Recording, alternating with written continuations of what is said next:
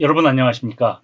여러분은 한 달 생활비로 얼마쯤 쓰십니까? 문화체육관광부 장관 후보로 엊그제 청문회를 마친 황희 민주당 의원, 그분은 60만 원을 쓴답니다. 그런데 그게 혼자 쓴 게 아니고 온 식구 한 달 생활비랍니다. 한 달 생활비 60만 원이면 서민들도 아주 빠듯하게 사는 수준입니다. 장관 청문회를 계기로 그분 가정에 돈 씀씀이가 드러나고 있습니다. 그런데 드러나는 족족 도무지 60만 원 갖고 한 달 사는 가족의 살림살이가 아닙니다. 우선 가장 최근 소식부터 전하자면 가족 계좌가 얼마 전까지 무려 46개였답니다. 본인 계좌 30개, 배우자 15개, 딸 1개였습니다. 청문회를 앞두고 황 후보자 개인 계좌 7개를 정리했다는데 그래도 39개입니다. 이분 자녀가 외국인 학교에 다니고 있는데 학비가 한 학기 2,100만 원이라는 뉴스도 보셨을 겁니다. 대학 등록금보다도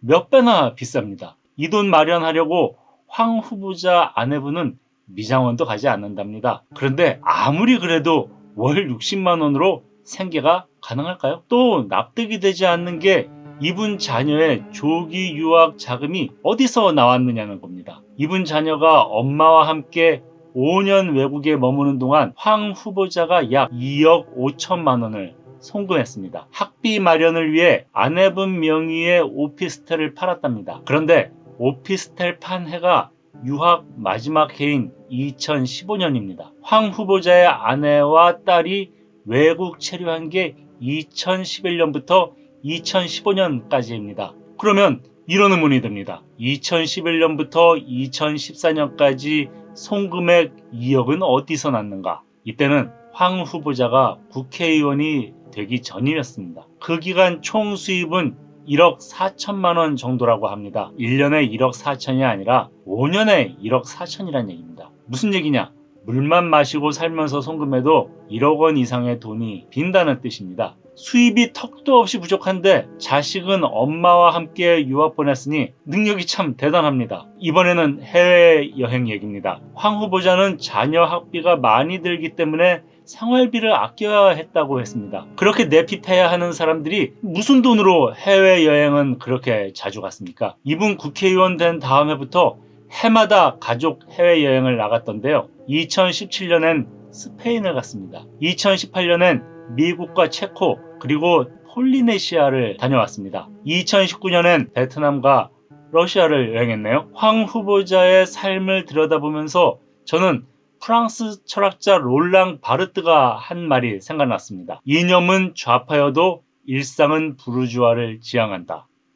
그런데 이런 사람 황 후보자만이 아닙니다. 명색이 좌파적 가치를 지향한다는 정당과 그런 정당 소속 의원들이 남들에겐 가재, 붕어, 개구리로 살라고 하면서 자기들은 안락한 부르주아적 삶을 지향합니다. 남들한테는 일반고 가라고 하면서 자기들 자식은 자사고 보내고 외국인 학교 보내고 유학을 보냅니다. 돈이 어디서 나길래 보통 사람은 감당하기 어려운 교육비를 턱턱 대는지 그것도 불투명합니다. 다른 예도 들어볼까요? 김두관 민주당 의원이 2011년 경남지사 시절 재산 신고를 했습니다. 전 재산이 1억 1,900여만 원에 불과했습니다. 그런데 아들을 2011년부터 2017년까지 영국에 유학을 보냈습니다. 그 사이 딸도 중국 유학을 보냈습니다. 전 재산이 간신히 1억 넘는다고 신고한 분이 두 자녀를 외국에 유학 보낸다? 참 재주가 대단하십니다. 임종석 전 대통령 비서실장도 2017년 재산 신고액이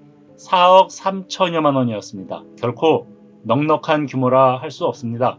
그런데 역시 연간 1억이 넘는 돈이 든다는 미국의 모 예술 관련 학교에 딸을 유학 보냈습니다. 이게 법적으로 문제가 될 수도 있다는 생각이 듭니다만 우선은 서민을 위한다는 정권에 속한 분들이 자기들 삶은 전혀 서민처럼 살지 않는다는 것은 분명해 보입니다. 이런 분들이 서민 코스프레 하다가 웃기지도 않은 엇박자를 내고 맙니다. 다시 황 후보자 얘기로 돌아가서 예를 들겠습니다. 황 후보자가 한 달 60만 원으로 살 수 있는 비결을 공개했는데 그 이유가 정말 기가 막히다 못해 어이가 없습니다. 명절 그러니까 설과 추석이겠죠? 이때 들어오는 고기 등의 명절 선물 덕분에 식비가 크게 들지 않는답니다. 대체 얼마나 엄청난 양의 선물을 받으면 연간 식비가 다 절약될 정도입니까? 명절 때 되면 새 고기 채워 넣으려고 냉장고 비웁니까? 이걸 국회의원이, 심지어 대한민국 장관 되겠다는 사람이 국민 앞에 해명이라고 합니까? 아파트 전세 대출금은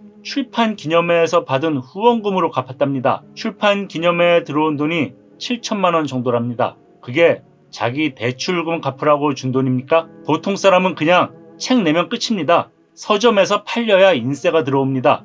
그러면 의원들 출판 기념회에 가서 후원금 따로 내는 이유가 뭐겠습니까? 의정활동에 도움되라고 후원한 돈 아닙니까? 그걸로 대출금을 갚습니까? 이분은 의원 된 게 무슨 생계형인 것 같습니다. 이뿐 아닙니다. 본인 생활비는 의정활동비에서 가져다 쓰고 월급은 거의 다 저금한답니다. 우리는 월급 받아 생활비로 쓰면서 세금도 내는데 이분은 의정활동비 덕분에 월급 안 써도 된답니다. 겉으로 내세우는 벌이는 가난한데 실제 삶은 떵떵거리는 사람들이 유독 이 정권에 많습니다. 그런데 평등을 지향하고 사회주의적 가치 실현을 내세우는 사람들 가운데 자신은 안락한 중산층의 삶을 살고 싶어하는 경우가 실은 적지 않습니다.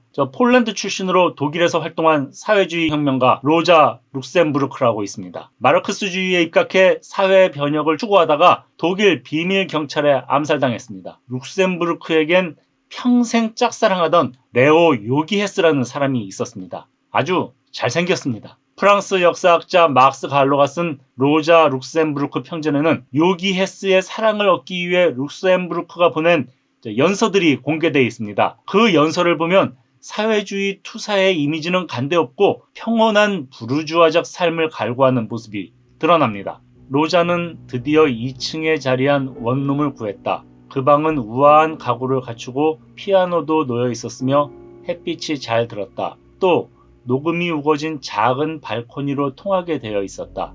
책상, 흔들의자, 벽면 하나를 온통 차지한 거울, 그리고 밖에는 정원도 있었다. 그 원룸은 가장 귀족적인 구역, 티어가르텐 바로 근처 후쿠스 하베너가 2번지 가르텐 하우스 제1호에 있었기 때문이다. 이렇게 모험적인 삶을 시도하기보다 당신과 함께 스위스 어딘가에서 살았어야 했는데 우리 둘이 조용하게 사랑하면서 우리 둘이 행복하기 위해서 우리의 젊음을 한껏 누렸어야 했는데 로자는 보금자리, 부르주아적인 가정, 한마디로 정상적인 삶을 꿈꾸었고 그 꿈을 실현하려 애썼다.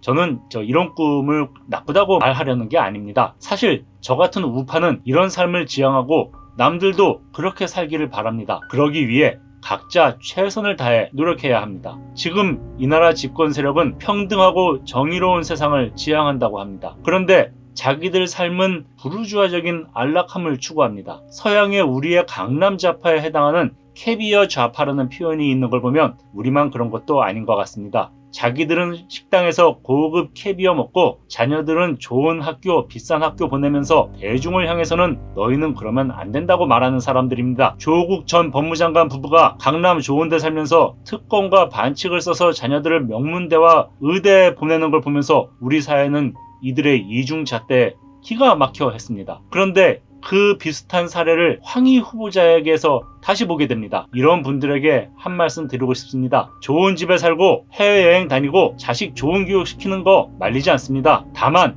사회가 용인하는 방법으로 하십시오. 또 하나, 앞에선 안 그런 척하면서 뒤로는 자기들이 욕했던 사람보다 더한 행태로 부유함과 안락함을 추구하지 마십시오. 타인이나 우리 사회에 적용하는 잣대를 제발 본인들에게도 적용하십시오.